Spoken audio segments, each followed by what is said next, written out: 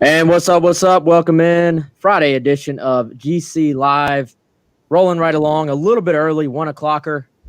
Chris and I got a lot of work to try to knock out the rest of the day. So we're going to go ahead and knock out a little GC Live and knock out some questions. I hope that our GC Live chat crew got the memo because we switched it up on them last minute. Yep. And right now, the chat is not popping, Chris. The as yet unnamed chat that at some point will be named. Oh, Yes. There you go. There we go. We got It's a couple populated. folks. Yeah. Kyle getting in early. Do we both have the Irish Spring hair sponsorship going today? Yes. Double value for Irish Spring 100%. or whatever soap shampoo company would like to come on board. Yeah. We had the what's chair up, guys? covered. We got some folks. Yeah. Dude, do you have any I did Rob, just get out of the shower. Do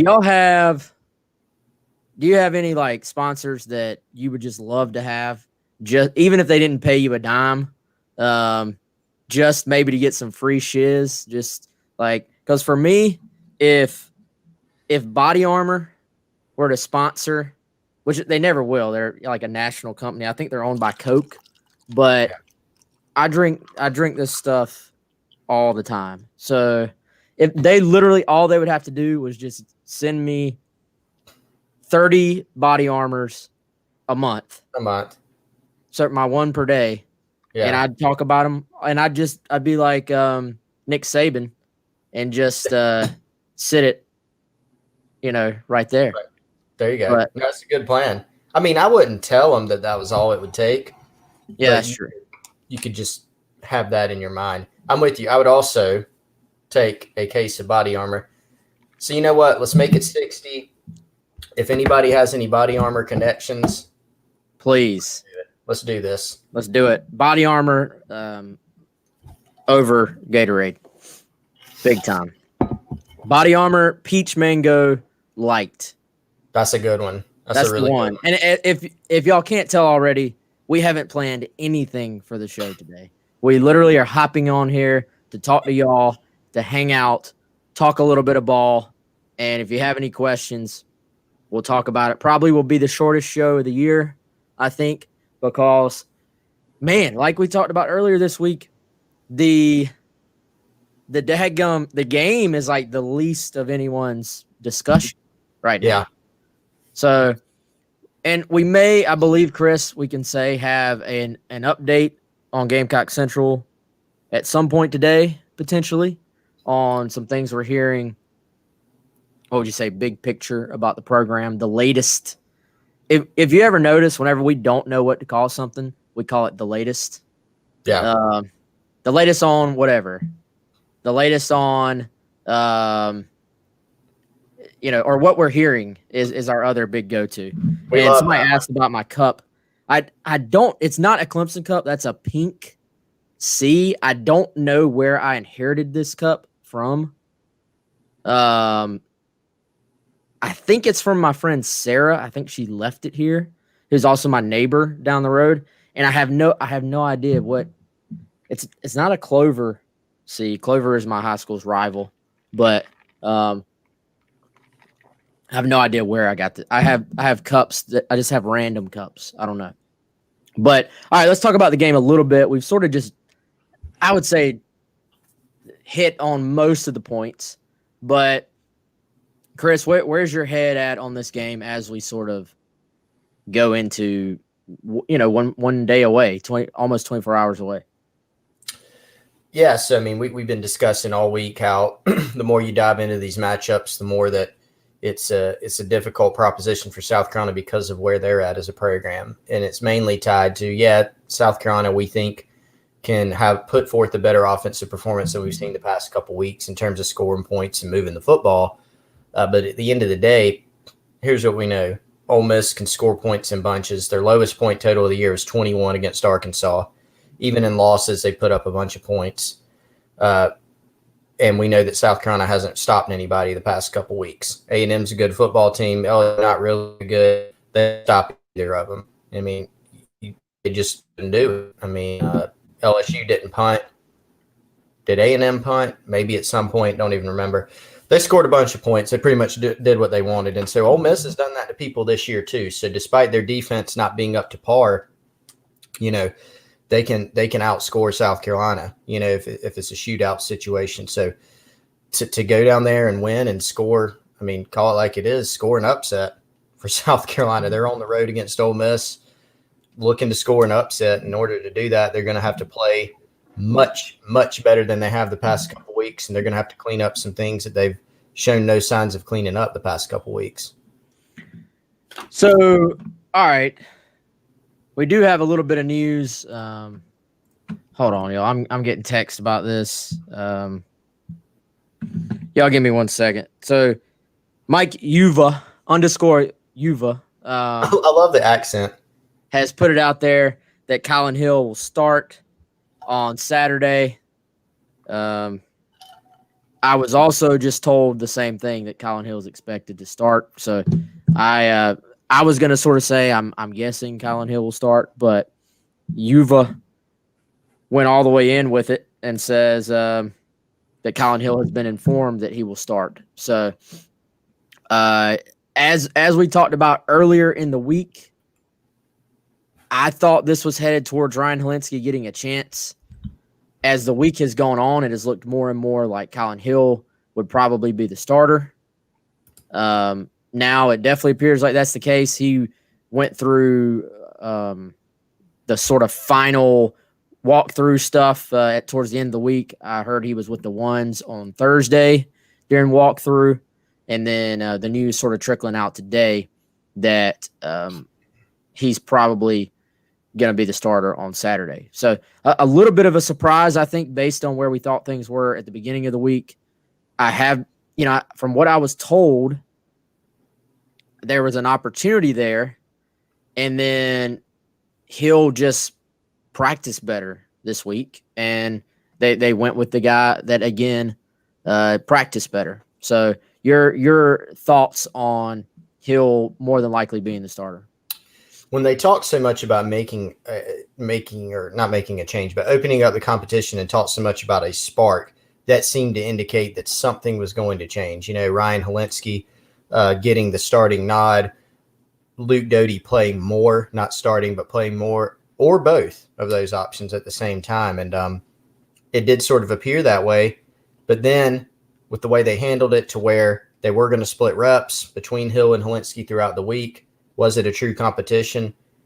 It sort of seemed like it. And so now we have our answer to that. I'm with you, Wes. I certainly thought at the beginning of this and even into the week that ultimately they would give Hilinski the nod just to change something up. But that's not the case. And so now I think the question becomes, at one point Muschamp mentioned, do all three guys get a chance to play? I don't know if you see that just in a normal circumstance. Are you just playing all three guys just to play all three guys? It seems sort of doubtful. But if Hill doesn't play well, is there some type of leash that's a little bit shorter where you let Ryan play? I don't know. Maybe so, given that they opened up the competition. But interesting move. Again, I understand that's going to be a significant storyline for Gamecock fans, and it should be. But even bigger, just look at the defense. I mean, I still go back to that, not to minimize the quarterback decision, because everybody's going to talk about that, rightfully so. But South Carolina's defense, if it doesn't play markedly better than we've seen the past couple weeks, it's, whoever's under center isn't even as big of a deal to me, because they're not going to have a prayer of being able to stop Ole Miss on a consistent basis if they don't play better. Yeah, so Chris, you want to tell everybody about the game day chair real quick? Let's tell everybody about the game day chair. That is from AffordableMedicalUSA.com, 803-926-1493. Most comfortable, roomy, recliner-style chair that you've ever seen. Now, you may say, well, why does it say affordable medical equipment? Is it some kind of medical lift chair? It is not. It is just a super comfortable chair. Variety of positions, TV watching position, lay flat, the Twilight zero gravity position where you're laying completely flat, all with the push of a button. So make sure you check those guys out, affordablemedicalusa.com. Links in the YouTube description, podcast description, and on GamecockCentral.com. Appreciate their support of our program here every day. Make sure you support them too. Yeah, sorry, y'all. I'm typing and texting and responding, and that's why I was making Chris talk there for a little while. But yeah, so as Rob says, now we have something to talk about. Oh yeah. So it's pretty clear to me that obviously Hill does more of the things they're looking for in practice than Ryan Helinski does. And that said, I do think there is a case to be made for giving someone else a shot just to see. Yeah, for sure.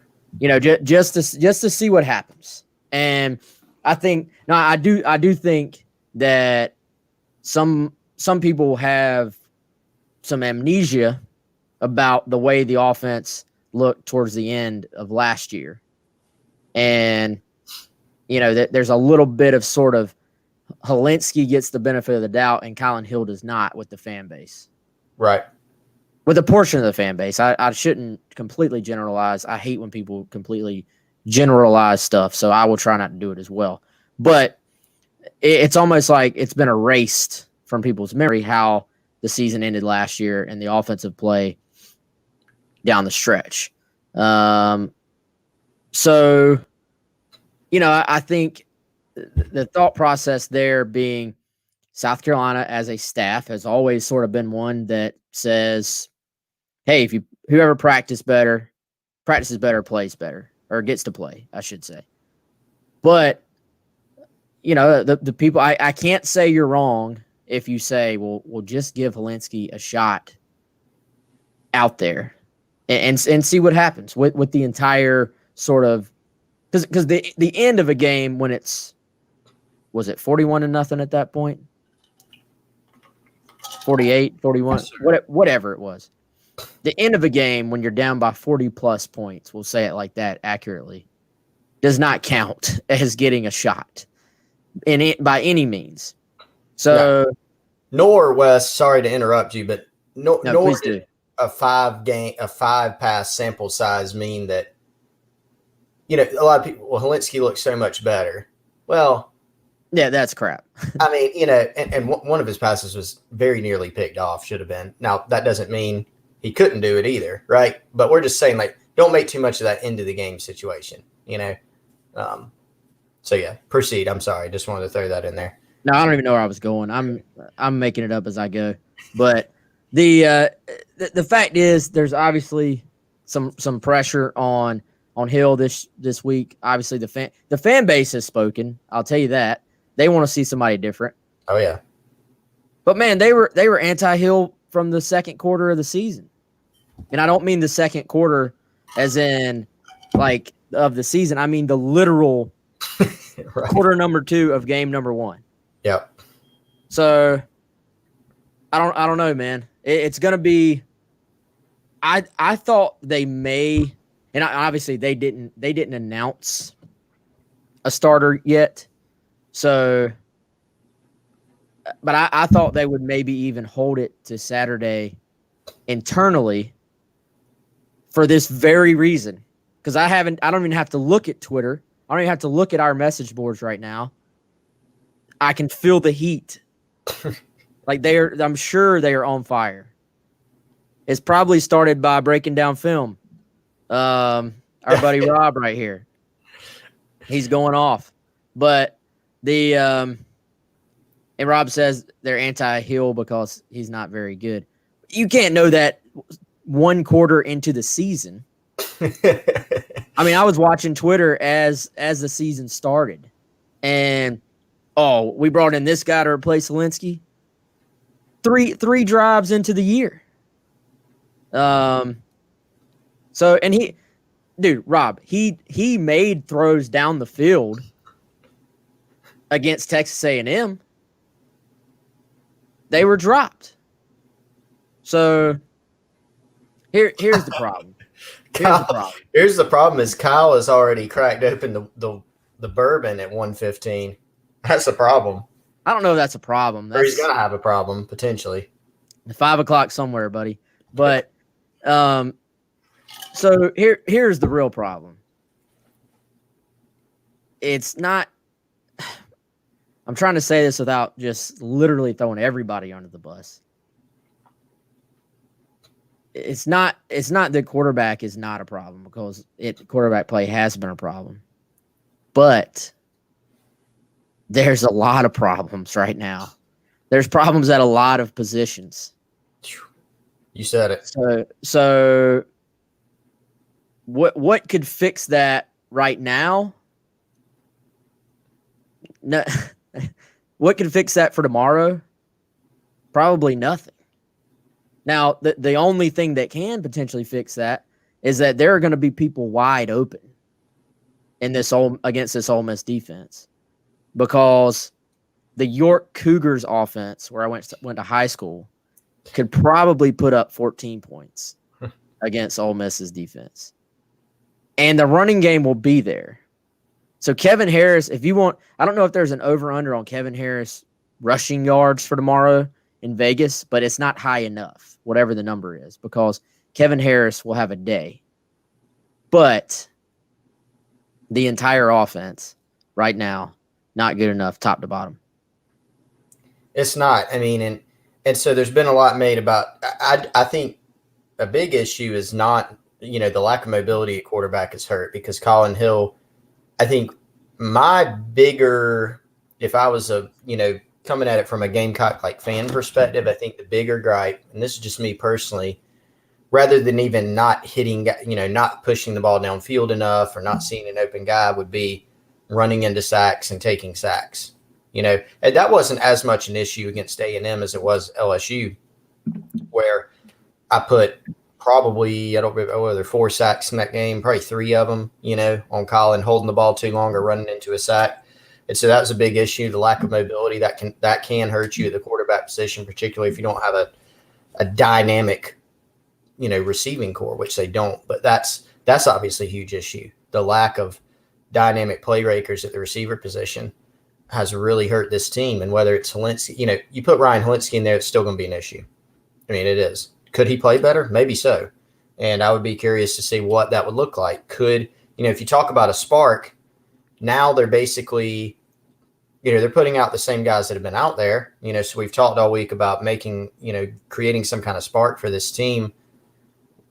From a personnel standpoint, what now can you really do to create that? Can't overhaul the scheme. You can't. Receiver, they've sort of been playing the guys that they can. They haven't got enough production. Offensive line, you could shift around a little bit. You play Ja'Kai Moore at left tackle, Vershawn Lee, something like that. But that's offensive line, and so it sort of is what it is, honestly, at this point. So if they're going with Collin Hill and they go with Collin Hill for the duration, then that's where it's at. And the spark is just going to have to come from playing better. And so that's something you got to bank on, and that's without even getting into the defense. Yeah, you're right, man. Let's see. I was trying to hit a comment or two. Lou Antonelli, great supporter of Gamecock Central and of Gamecock Athletics, says the QBR last week was 13.3. It says if it starts this week, it says a lot about the coaching staff thinks of Hilinski. And, I don't know, man. I'm not trying to both sides this thing, but if you open up the competition, then, and it seems like even though it was a 3-man race on Sunday, that really it was a Hill and Hilinski race. And now I would love to see Luke Doty get a drive as opposed to a play here and there. 2 plays, 1 play, yeah. Yeah, I would love to see him get a drive. I don't think that I would really want to sort of put the pressure on him of starting right now. So I understand that part. So if it's down to those two, and then you open it up, and you're telling the whole team, hey, it's open. Whoever practices better this week gets a shot at it. Well, it's also up to whoever the guy trying to take the job from Hill. It's up to them to actually go out there and take it and do it. Mm-hmm. So, whether that has happened or not, whether he's done enough, obviously the coaching staff feels like he has not. Take that for what it's worth. I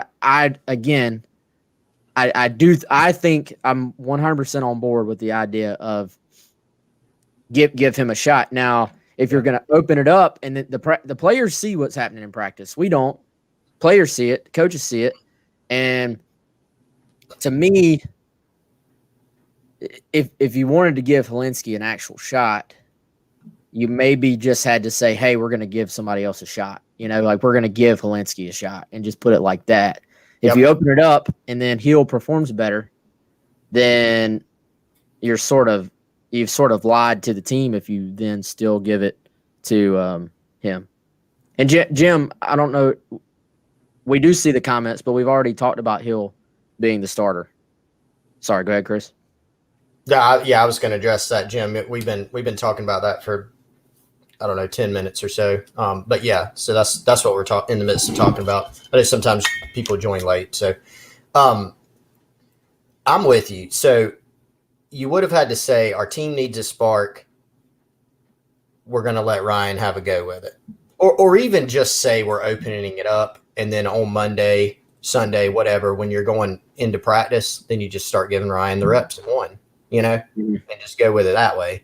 You sort of predetermine it. If you do open it up and you do say we're going to take this thing through the whole week, then you sort of, I guess, in that case, you need to go with what you've seen. Because like you said, everybody sort of sees it. So now, are they making the right, quote unquote, determination? Are they seeing the right things in practice? Hey, maybe not. I assume they're charting production, the production and who's scoring when who's in the game. We don't know exactly what that looks like, but I'm with you, Wes. I mean, we're on the same page. I understand the whole notion, though. If you want a spark and that's the true intent, it's sort of at a what do you have to lose type situation. And so if you're looking for a spark, that's the one position you can do it. So we'll see what it looks like on Saturday in terms of are there any changes within the game. We don't really. Yeah, we'll see tomorrow night. And no worries, Jim. I figured you just hopped on, but we're still talking about the two in context of, is it the right call or not that they're, apparently going with Hill. So Maurice on Facebook asked, so where does the spark come from? It's a great question. There's not an answer to it, but the spark comes from the fact that you're playing an awful defense. It's where the spark actually comes from. So we'll see. I mean, I think we sort of dubbed this as being final thoughts on the game. Chris, I think this is gut check time for this team. And have they checked out, or are they still? I mean, this is a season that there's not a whole lot to sort of play for the players moving forward, other than just the fact of, if you want to sort of talk about it from like a life standpoint, like you're getting to go play this game that you love and that you have worked so hard to go get to play, and you didn't even know, coming into the season if you were going to get to play this year. Yeah. So I don't want to make it sound completely dire, but as far as season goals and stuff like that, especially if they lose tomorrow, I mean, it's a bad look after winning 4 games last year. So point being, I think the bigger question for tomorrow is, does this team show up and sort of fight because of the adversity? And they see all the rumors, I'm sure. They know all the rumors about, Muschamp may be gone, et cetera, et cetera. Do they sort of dig down and fire back on that? Or do they come out and sort of go through the motions and just I don't want to say quit, but kind of go through the motions. Yeah, and I think we'll know, we might be able to sort of even eyeball it and get a sense for effort and things like that. And I don't even know if that was a huge issue against Texas A&M effort. They got whipped the entire game, every phase of the game, really. But we'll probably have a good sense of that. And it wouldn't be news to anybody that things aren't great right now with state of the program and how people feel.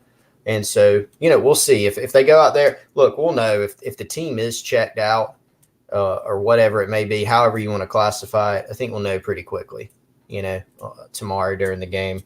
And if that is the case, then it won't be a very good result. And then we'll know even more after that as well. So it will be interesting. It's a game that still carries plenty of fascination and intrigue, just for maybe different reasons than we would have thought going into this year. Oh, yeah, definitely. And like I said, fan base is sort of checked out. I feel like at least a portion of them as far as the actual result of the game, except for Rob, who is still pissed off that it's Hill and it's going to ruin his day, I think.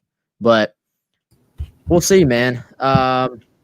We haven't put out our keys to victory, path to victory article yet, but I think we're kind of on the same page on that. It really, for South Carolina against these really strong offenses and really against any team, it comes down to can they force some field goals, force some turnovers, and then run the ball enough to outscore them.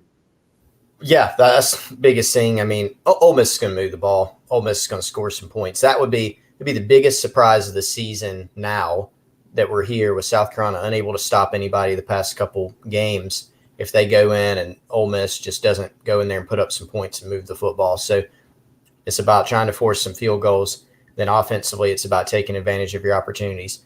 If you have receivers open, if you have some deep balls, you got to convert those. You got to have a strong day running the football, and you've got to either create some explosive plays or you got to score in the red zone, however you can do it. But you don't want to get in a shootout with this team because the Gamecock offense is not strong enough to sustain that, nor has this defense been playing well enough to consistently get stops, keep teams off the scoreboard. Yep. So, all right, man, I think we're going to sort of do a shorter show today. We've got a ton of work to get caught up on, but didn't want to completely cancel. Wanted to get in here. We didn't think we were going to have anything to talk about, to be honest, because we've talked about the game all week long. And then magically, Mike_Yuva hits us with the report that Collin Hill will start. And so then Gamecock Nation is set ablaze, and there you go. But we'll see. I don't know what's going to happen tomorrow. Somebody asked for our predictions earlier. I bought that Carolina would score 28, so I think I have to go with 28 points.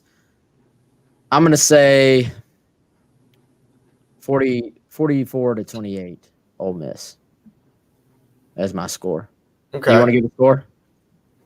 Let's see. I'll go 48-31 Ole Miss. What was it again?